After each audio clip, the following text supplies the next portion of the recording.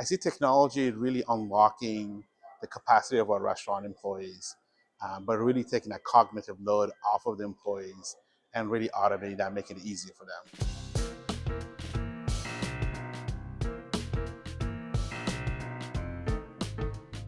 I think it handles both of those in terms of um, making it easy for the employees. So as you're onboarding new folks, you're not spending months to months training them. They can be onboarded quickly, and also making an easy environment for them to want to come in and work and be more innovative and more forefront of where the technology is going, where the innovation is going, and that's what our younger workforce is looking at.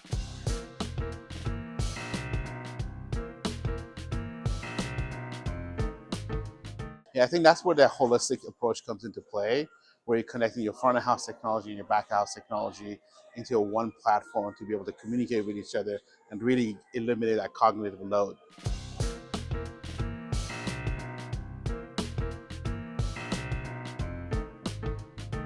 So data is really going to be the unlock of how you're going to be able to solve what the true problem is. You have to allow the data to guide you to where you need to go, and the consolidation of all that data is going to help you with that approach.